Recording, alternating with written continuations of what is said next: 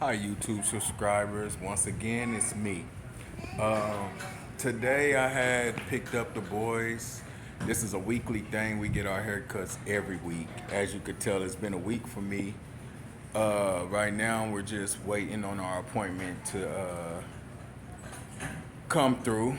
It's at 4 or whatever. But before then, I just brought the kids to McDonald's to play. As you can see, I got this one. He think he grown. Look at him. He think he big boy. I got this one. That's Rylan right there, everybody. These are my two youngest right here. I got those two with me right now, currently. Looking like he grown. Then I got my oldest boy up there. I don't know if you can see him. Junior, say hi.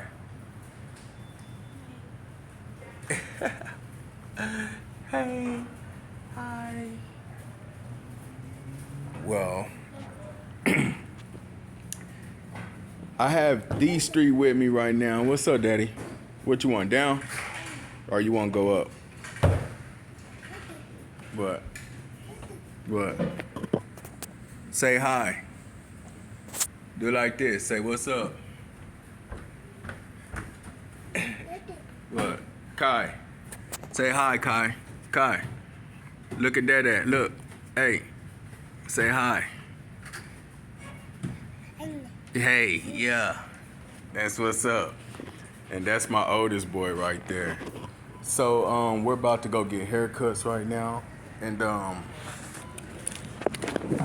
honestly, I just wanted to tap in with you guys, especially you fathers out there. Like me, I never had a father, right? So my life was kind of unmanageable from the get-go. Like I said, I came in this world in 1988. Crack was very popular back then, and it destroyed a lot of communities. And I hate to say it, but the black culture was like one of the communities that it affected the most, right? And with that said, my mother was one of the ones that actually, let me change this camera up. I'm sorry, y'all. But my mother was one of the ones that actually got affected by that drug, right? So with her being affected by that drug, it kind of escalated to affecting my birth, right? I knew I was chosen all this time because my mother wasn't supposed to have kids. She had my brother at 17 and my sister. My sister at 16.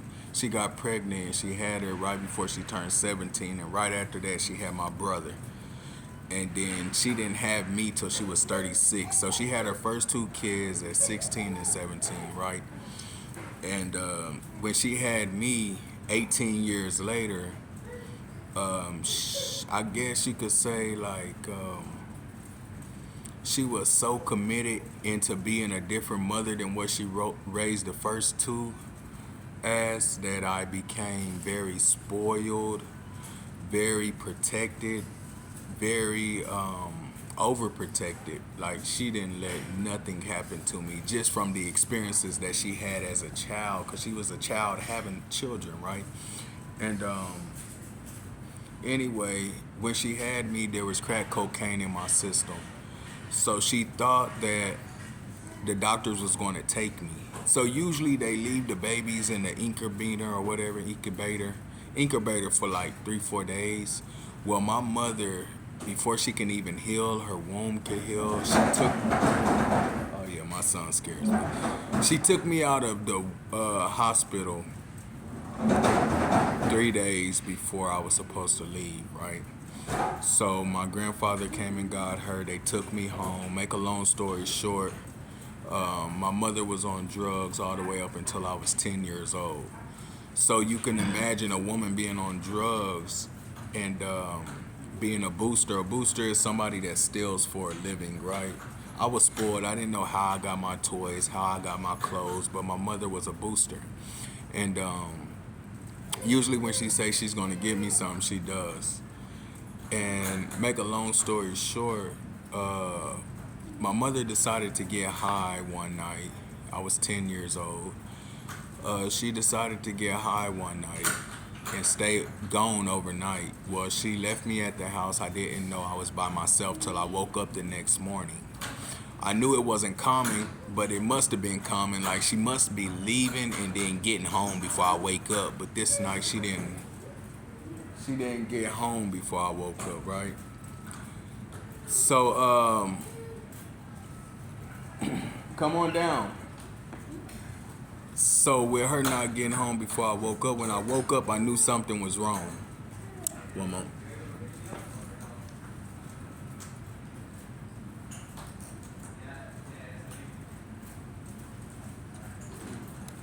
I'm sorry for that. I knew something was wrong, but when something was wrong, right, she still didn't come home. So one day I went to the basketball court. I was mad because I didn't know where she was, and I felt abandoned. I felt like she left me, right? And I was shooting basketball at the park, and I seen my mother's car pull up. And this was like a 1988 Oldsmobile, because this was like in 98. So I seen my mother's car, and she had her friend driving it. And I knew that wasn't common, right? What? Come on. So I asked the lady that was driving my mother's car, I was like, "Where's my mama?" And she was like, "Your mother's at my house, she's asleep." And I'm like, "Nah." I'm 10 years old though, right? I said, "All right." She said, "But when she gets done, I would tell her that you're looking for her, Don Don." And I'm like, "Yes, ma'am." So I went back to the park, right? This is my first time that I actually remember hearing God's voice. Something in my spirit said, "Go get your mama." And I'm like, "Huh?" I'm shooting ball because I'm not familiar with the voice. What? So, he said, "Go get your mama." I'm like, "What?" So I say, "Okay." I run about 3 or 4 miles to where this woman stayed. I'm running up hills. I leave the ball, and if you ever seen New Jack City, like it was like 13, 14 crackheads in this house, like 3 in the living room, 3 or 4 in the hallway. He chasing his brother. You can't keep up. 3 or 4 in the hallway, right? And you want to go get them? So as I walk into this room and see these people, right? And see the 3 or 4 in the living room, 3 or 4 in the kitchen, 3 or 4 in the hallway, 3 or 4 in the room.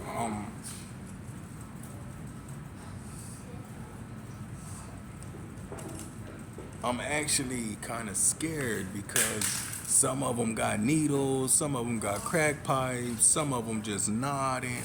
So I'm not knowing what's going on at 10 years old, because it's like I'm familiar with it, but I'm not familiar with it. Because the reason why I was familiar with it, because when I be sneaky, I'm exposed to it.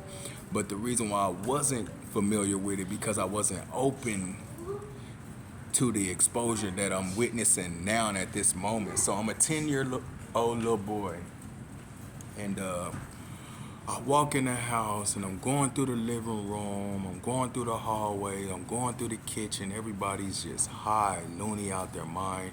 I'm going in rooms and it's smoked out. I go in another room and there's more things laying down, and I start looking at them as they're laying down. Well, one happened to be my mother. And when I finally found my mother, her mouth was lined up with her ear. So her mouth was over here, right? And it didn't look like my mother. And I'm like, whoa. So I flip her. And when I see her, her mouth is foaming. She's foaming from the mouth, but her mouth is over here. Now that I have a little education behind it, she had a stroke. So her mouth twisted. and her mouth twisted so bad that it was like lined up where her ear is, and she had 3 blood tumors in her head. She um, she was paralyzed on her left hand side. She was like dead practically. So when I see this, I instantly jump back and I take off running out the door. I'm thinking I'm dreaming, right? I'm 10 years old.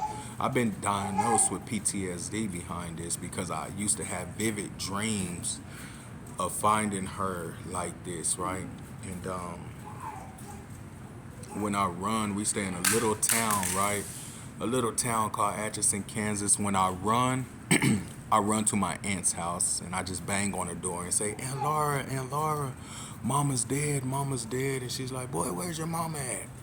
Make a long story short, I show her where my mama was, right? We pull up, and with it being a small country, everybody's family, right? I'm talking about like, in this town, if you skip school, the next door neighbor could whoop your tail and keep you there until your mama get off. Hey, Dad. So, yeah, I remember that we went to her. I showed them where she was. I just pointed in the room and pointed in the corner and ran back out because her mouth. Well, then I came back and I heard Aunt Laura said, Linda, if you could hear me, squeeze my hand. And she did her right hand. She couldn't hear her. She said, okay, baby, if you could feel this, squeeze my hand. And my mother's left hand was in her right hand. She didn't feel nothing. So then they thought she was unconscious, right? When they thought she was unconscious, they did her they put their hand in her right hand. She said, Linda, if you can hear me, squeeze my hand, baby. No squeeze. So then she took out a safety pin. She said, Linda, if you feel this, squeeze my hand. She poked her. And my mama barely gave a squeeze. But she couldn't talk. She said, she's still alive. Somebody call the ambulance. Call the ambulance. From there, they called the ambulance. If you seen that lady that was laying in the bed, that was my mother on this YouTube page. If you seen her in that wheelchair when I was like, Mother, I'm not going to get your body because I know you're naked. I'm just going to get your face. This is the lady I'm talking about, right? And glory to God that she's still alive, right? And after that, my grandfather came, the ambulance came, they took her to the hospital. My grandfather paid a lot amount of money to have her care flighted to a better hospital with better treatment. She stayed in the hospital for about a year and a half. But during this process, I didn't go see my mama for like 8 months because I was scared of her. So the last 5 or 6 months, I was visiting her. I got close to her physical therapist. I always had a dream to be a physical therapist, right? Because at an early age, I was molded to take care of elderly people and care for them and help them because how I helped my mother. So I would help her with her exercises. They found out she was gonna be paralyzed on her left hand side for the rest of her life. They told her she'll probably never walk again, but now today at 70 she's walking. My mother never been to NAAA classes, none of that. But even after that experience, right? She came home. And I started taking care of her at 11, helping my grandmother. So I got exposed to female parts at an early age, changing her depends because she couldn't go to the bathroom on her own. So I had to change her diaper, her boo-boo. If she had a period, I had to change her pad, blood, anything she had. So at 10 or 11, I started going to school lifting little girls' dresses, trying to see if they had the same thing my mother had because I wasn't exposed to it that early. Yes, what? Why you keep saying Dad, what? And I was exposed at an early age, right? So there's gonna be a part 2 to this because after my story from 1 to about 10 or 11. My brother moved us to Dallas, Texas. And after he moved us to Dallas, Texas, life became really, really unmanageable. But I tried to manage it myself, right? Because my mother had got back on crack cocaine, right along with my sister and my stepdaddy. So now you're talking about an 11-year-old that's in the house with a bunch of crackheads, right? Or crack cocaine users. And I'm going to tell you how that plays out. And these stories are going to lead all the way up until today, what God is doing for me today. But that's why I want to be a mentor. That's why I want to be somebody that's an inspirational speaker to give people hope. That's why I'm in my children's life today, because I never had a father. I never had a real male role model besides my brother, right? And I was so resentful and so bitter that I didn't even accept him when he was trying to teach me. So at the end of the day, it's like I try so hard to be the best father I could be and spend the most time with him as I can, because it's not about how much money you spend. And I used to think it was about that. Now they just want your time. They just want to do stuff like this and play with you and be protected. So I would most definitely encourage and inspire any father out there that had a rough life and know how it feels not to have a father, to be in your kid's life at all times.